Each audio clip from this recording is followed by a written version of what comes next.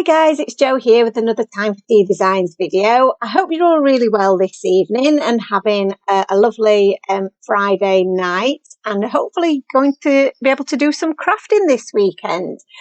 For today's video, I'm going to show you two quick and simple cards using bits that you've already got in your stash. So if you're anything like me, you've probably coloured up a lot of images and die cut them. You've probably experimented with some backgrounds, but you've not actually put them into use and made any cards with them. So that's what we did in today's video and during our Facebook Live last night. So you can see here that I've picked out that gorgeous background that I'd made using some of the new Crackling Campfire Distress Oxide spray from Tim Holtz and Ranger, and I'd sprayed that onto some watercolour cardstock and added in a little bit of Perfect Pearls as well in yellow colour. Unfortunately, the name escapes me of the colour, but that's just added a little bit of shimmer to it, and it's made this really, really pretty background.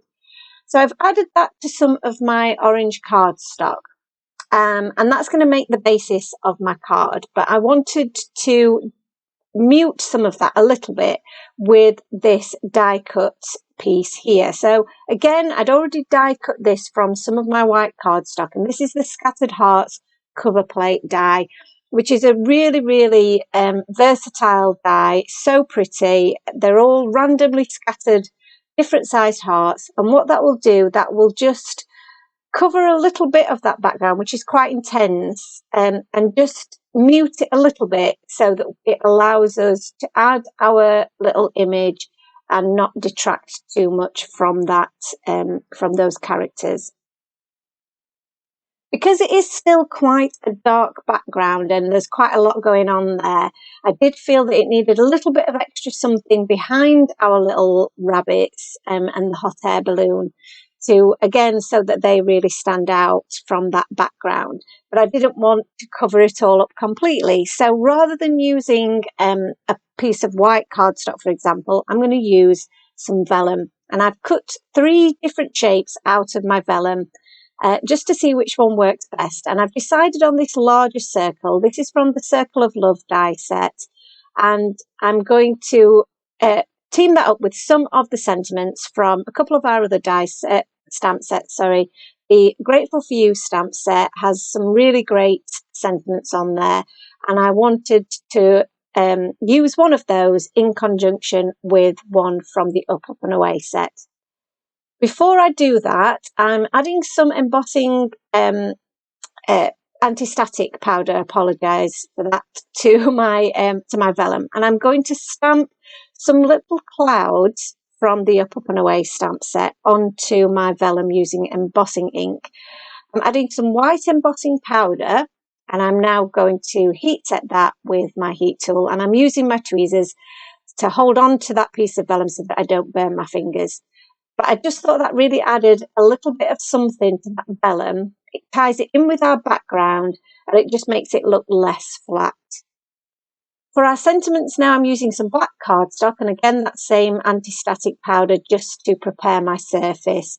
And I'm going to stamp the 2 sentiments, hang in there, and I'm thinking of you, I'm going to stamp those onto here with my embossing ink, and then we'll set that with some white embossing powder. So I'm just popping some of that white embossing powder onto those sentiments there, and then heat setting that again with my heat gun. I really love the way that white embossing powder looks onto the black cardstock. It really does make those sentiments pop.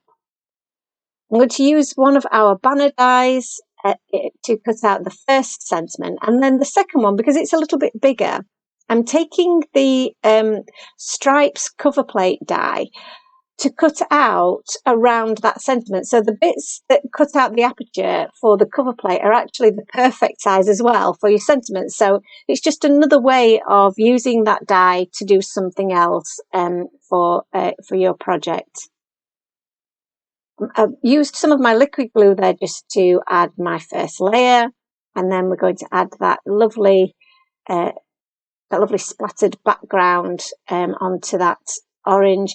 And one of the things that, it really struck me by doing crafting this way, using the bits that you've already got in your stash, it's made me experiment with a different colour scheme to one that I would usually use. So I wouldn't normally go for an orange card base unless it was perhaps Halloween that I was crafting for. But this isn't a Halloween card, but it worked really well. And I think it makes a really, really nice background.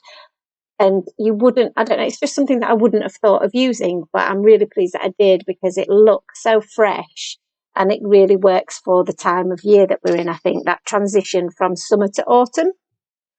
So we're adding our little bunnies, which are from the Up and Away stamp set that I already had coloured. And now I'm going to use some foam pads to attach those sentiments. So again, it's just really nice to use those bits, those images that you've already cut, that you already coloured and die cut and have in your stash, but are just laying there and not being utilised. So this is a really, really nice way to do some quick and easy crafting. And now we've got all of those elements stuck in place. I'm just adding a bit more tape to make sure that those edges of vellum are in place. And that's our first card complete. There will be some more pictures of the cards close up at the end of the video, but we're now going to do our second card, which is unusual for me. I don't normally get to do 2 cards in one Facebook Live, but because we already had a lot of the elements already made, again, that's what made it so much quicker. So we were able to do 2 cards in the same time frame. So I'm going to create a really quick and simple background, and I'm actually using the Scattered Hearts stencil this time. So this just really shows how those 2 elements, can be used so differently, but also work so well together. So that same pattern of Scattered Hearts is so pretty if you stencil through it. So I'm using some worn lipstick and some dried marigold. And that's just going to make a really simple background. And I've used one of the large rectangle masking stencils so that we've got a white border around the edge of our pattern there. I'm going to use this little guy that is from the All Occasion Critters. He's our little sleeping mouse or bear, whatever you'd like him to be. And he's going to be sleeping on his cloud. And I'm going to add him to a little bit of the vellum that we cut previously that we didn't use in our last project.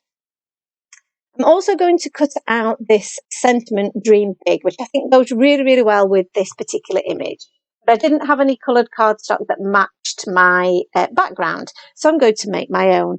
And I'm using, again, some of the dried marigold, and I've used some of the spun sugar to make my own coloured cardstock.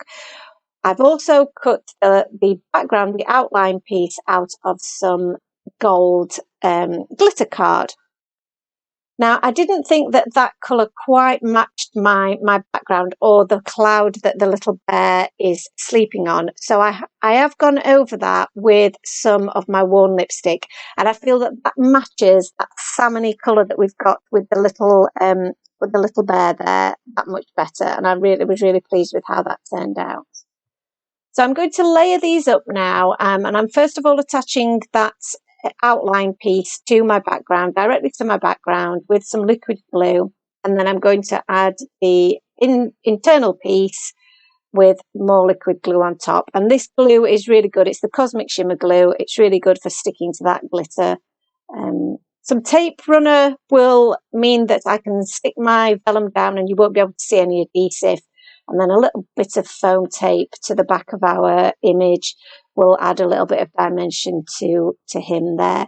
And really that is such a simple and quick card to make, but looks so pretty. And to add a little bit of a finishing touch to it, I'm going to use some of our clear drops. So I'm just selecting different sizes, and I'm going to just dot these around, scatter them around in the background. These are such a useful addition because they don't take anything away from our focal point. Because they're clear, they will just pick up the colour that's behind them, and they look a little bit like water droplets. So they add a little bit of a bit of gloss without detracting from our main image.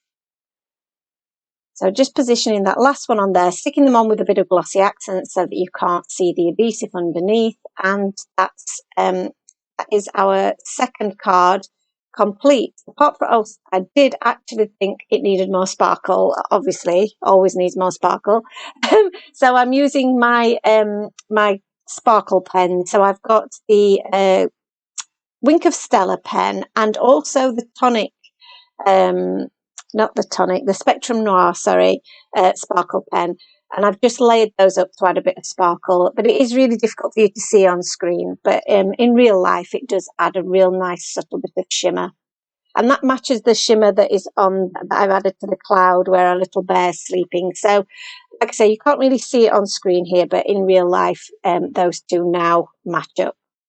That's the die that I used to cut out the vellum piece, and that die is part of the Slimline Scalloped die set that we released recently. So those are the two cards complete. I was really pleased with how they turned out because they were totally off the cuff. I really hope that you enjoyed them as well. Here are the pictures of the final two cards. If you did enjoy our video, then it would be great if you could like and subscribe to our channel. And please do join us for our Facebook Lives over on Facebook every Thursday evening at 8 o'clock. Thank you so much for watching, guys, and I'll see you again real soon. Bye-bye now.